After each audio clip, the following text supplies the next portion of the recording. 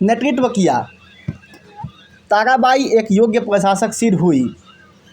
उसने अपने कौशल और कूटनीति से मराठों को सफल नेतृत्व प्रदान किया। औरंगजेब उसका दमन करने में विफल रहा। बाध्य होकर उसने मराठों से संधि वार्ता आरंभ की, जिसके अनुसार मराठों ने शाहू को राजा बनाने तथा उसे 6 क्षेत्रों से चौथ और सरदेश मुखी वसूलने का अधिकार देने की मांग की। शाहू मुगलों के अधीनस्थ शासक के रूप में रहने को तैयार हो गया, परंतु बाद में औरंगजेब ने इस संधि को भंग कर दिया।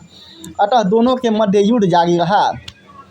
इस प्रकार औरंगजेब मराठों का दमन करने में असफल रहा। असमर्थ होकर उसने दक्षिण से वापस लौटना आरंभ कर दिया। मार्च 1707 ईस्वी में अहमदनगर में उसकी मृत्यु हो गई। उसकी मृत्यु के बाद उसे दौलताबाद में शेख बुरहानुद्दीन की कब्र के पास दफना दिया गया। उसकी मृत्यु के पश्चात उसका पुत्र मुअज्जम बहादुर शाह के नाम से गद्दी पर बैठा। उसने शाहू को मराठा राजा स्वीकार कर कुछ समय के लिए मराठा मुगल संघर्ष समाप्त कर दिया। औरंगजेब की राजपूत नीति। औरंगजेब के शासक बनने से पूर्व कुछ वर्षों तक मुगलों और राजपूतों के मध्य मधुर संबंध बने रहे, परंतु धीरे धीरे ऐसी परिस्थितियां उत्पन्न होती गई जिससे मुगलों व राजपूतों के बीच मतभेद बढ़ते गए, जिसका प्रमुख कारण था उत्तराधिकार का युद्ध। उत्तराधिकार के युद्ध में राजपूतों ने दारा सिकोह का साथ दिया, किंतु औरंगजेब उनके साथ मैत्रीपूर्ण संबंध स्थापित कर उनकी सेवाएं प्राप्त करना चाहता था। मिर्जा राजा जयसिंह व जसवंत सिंह को वह अपने पक्ष में मिलाने में सफल रहा। औरंगजेब ने जसवंत सिंह को क्षमा कर उसका मनसब तथा जोधपुर की राजगद्दी प्रदान की। जब औरंगजेब गद्दी पर बैठा तो मिर्जा राजा जयसिंह व राजा जसवंत सिंह को 60,000 जाट एवं 60,000 सवार का सर्वोच्च मनसब प्रदान किया। 1667 ईस्वी में राजा जयसिंह की व 1678 ईस्वी में राजा जसवंत सिंह की मृत्यु हो गई। उनकी मृत्यु के साथ ही औरंगजेब ने राजपूत राज्यों के विरुद्ध अपना अभियान आरंभ कर दिया। मारवाड़ से संघर्ष। दिसंबर 1678 ईस्वी में जमरूद में राजा जसवंत सिंह की मृत्यु हो गई। उसकी 5 पत्नियां तथा 7 उपपत्नियां ने मृत पति की चिता पर स्वयं को जलाकर सती हो गई। शेष 2 पत्नियां अपनी गर्भ की अंतिम अवस्था में थी, इसलिए वे सती नहीं हुई। इस प्रकार राजा जसवंत सिंह का कोई उत्तराधिकारी नहीं था। ऐसी स्थिति में औरंगजेब ने मारवाड़ को मुगल प्रशासन के अंतर्गत ले लिया तथा वही शाही अधिकारियों को नियुक्त किया। इसके अतिरिक्त उसने जसवंत सिंह के भतीजे इंद्र सिंह को 36 लाख रुपए के बदले करद राजा बनाकर जोधपुर में स्थापित कर दिया। औरंगजेब ने इन कार्यों से राजपूतों ने मुगलों के विरुद्ध विद्रोह कर दिया, जिसके दमन के लिए औरंगजेब जनवरी 1679 ईस्वी में स्वयं अजमेर पहुंचा। मुगल सेना सफलतापूर्वक विद्रोहियों का दमन कर मारवाड़ पर अधिकार कर लिया। बादशाह अजमेर से दिल्ली लौट आया। इसी अवसर पर औरंगजेब ने सर्वप्रथम हिंदुओं पर जजिया लागू किया। इसी समय मृत राजा जसवंत सिंह की 2 विधवा पत्नियों ने 2 पुत्र को जन्म दिया, जिसमें एक पुत्र कुछ माह पश्चात मर गया, जबकि दूसरा पुत्र जीवित बचा, जो भविष्य में अजीत सिंह के नाम से प्रसिद्ध हुआ।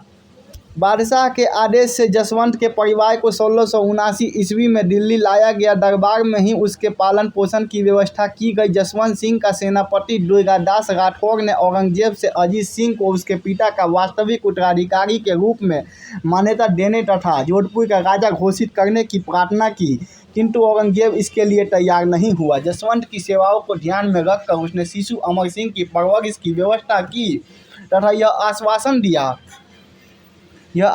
दिया कि बड़ा होने पर उसे राज्य सौंप दिया जाएगा। दुर्गादास औरंगजेब की इन नीति से सशंकित था, इसलिए वह अजीत सिंह के साथ राजधानी से निकलकर मारवाड़ की ओर भागना उचित समझा, जिसमें वह सफल भी रहा। अजीत सिंह का जोधपुर के राठौरों ने स्वागत किया तथा उसे अपना राजा घोषित कर दुर्गादास के नेतृत्व में मुगलों का विरुद्ध संघर्ष करने का निश्चय किया। इस सूचना से औरंगजेब क्षुब्ध हो उठा। तत्काल ही उसने मारवाड़ के विरुद्ध युद्ध की घोषणा कर दी। उसने इंदर सिंह को मारवाड़ के सिंहासन से अपदस्थ कर 25 सितंबर 1679 ईस्वी को अजमेर पहुंचा तथा अपना सैनिक शिविर स्थापित किया। 1679 ईस्वी में औरंगजेब ने शाहजादा अकबर तथा तहबर खान के नेतृत्व में शाही सेना को मारवाड़ पर आक्रमण करने का आदेश दिया। शाही सेना ने मारवाड़ पर आक्रमण कर दिया। दुर्गादास के नेतृत्व में राजपूत वीरतापूर्वक लड़े, किंतु मुगलों के समक्ष टिक नहीं सके और पराजित हुए। मारवाड़ पर मुगलों का अधिकार हो गया। औरंगजेब ने मारवाड़ में प्रशासनिक व्यवस्था स्थापित की। उसने मारवाड़ को अनेक जिलों में विभाजित कर प्रत्येक जिले में कुल मुगल फौजदार की नियुक्ति की। जोधपुर के पतन के पश्चात दुर्गादास अजीत सिंह तथा विधवा महारानी को लेकर मेवाड़ के राजा राज सिंह की शरण में चला गया। राजा राज सिंह मुगलों के विरुद्ध राठौरों के सहायता देने के लिए तत्पर हो गया, क्योंकि मारवाड़ के पतन के बाद संकट के बादल अब उसके ऊपर भी मंडराने लगे थे। उसने जजिया भी देने से इनकार कर दिया था। इस प्रकार मुगलों के विरुद्ध सिसोदिया राठौर संघ का गठन हुआ। मारवाड़ के साथ ही मेवाड़ के विरुद्ध भी संघर्ष आरंभ हो गया। लगातार युद्ध के कारण मेवाड़ की स्थिति दयनीय हो गई। परिणाम स्वरूप जून 1681 ईस्वी में मेवाड़ तथा मुगलों के मध्य संधि हो गई। इस प्रकार मेवाड़ युद्ध से अलग हो गया, किंतु राठौरों ने मुगलों से छापामार युद्ध जारी रखा। अंत में 1704 ईस्वी में अजीत सिंह व दुर्गादास ने मुगलों की अधीनता स्वीकार कर ली, किंतु 1760 ईस्वी में औरंगजेब की मृत्यु के बाद पुनः विद्रोह कर मारवाड़ में प्रवेश किया तथा वहां के शाही फौजदार जफर कुली को निष्कासित कर मारवाड़ पर पुनः अधिकार कर लिया। मेवाड़ से संघर्ष। मारवाड़ के पतन के पश्चात मेवाड़ पर भी संकट उत्पन्न होने लगा, क्योंकि राणा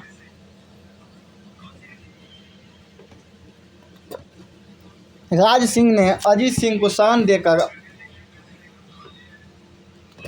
औरंगजेब से शत्रुता मोल ली थी। इसके अतिरिक्त उसने जजिया देने से इनकार कर दिया था। उसने मारवाड़ के राठौरों से मिलकर संयुक्त रूप से मुगलों का मुकाबला करने का निश्चय किया। इस उद्देश्य से उसने चित्तौड़ के दुर्ग की मरम्मत शुरू कर दी तथा देवबागी के दर्रे की सुरक्षा के लिए सेना भेज दी। दिसंबर 1679 ईस्वी में औरंगजेब ने उदयपुर के लिए प्रस्थान किया तथा जनवरी 1680 में देवबागी पर अधिकार कर लिया। राणा राज सिंह मुगल सेना का मुकाबला करने में असमर्थ रहा, अतः वह उदयपुर छोड़कर सैनिकों सहित पहाड़ियों में शरण ली। मुगलों ने आसानी से उदयपुर व चित्तौड़ पर अधिकार कर लिया। राणा की खोज में सेनापति हसन अली ने पहाड़ियों में प्रवेश किया तथा जनवरी 1680 ईस्वी में एक युद्ध में राणा राज सिंह को पराजित किया। युद्ध का संचालन शाहजादा अकबर को सौंपकर औरंगजेब 23 मार्च 1680 को अजमेर लौट आया। औरंगजेब के लौटते ही राजपूतों ने गुरिल्ला युद्ध शुरू कर दिया तथा मुगल सैनिकों की रसद व युद्ध सामग्री लूटकर उसे निसहाय बना दिया। मुगलों की स्थिति दुर्बल हो गई। ऐसी स्थिति में औरंगजेब ने 3 तरफ से मेवाड़ पर आक्रमण करने की, बाकी अगले पाठ में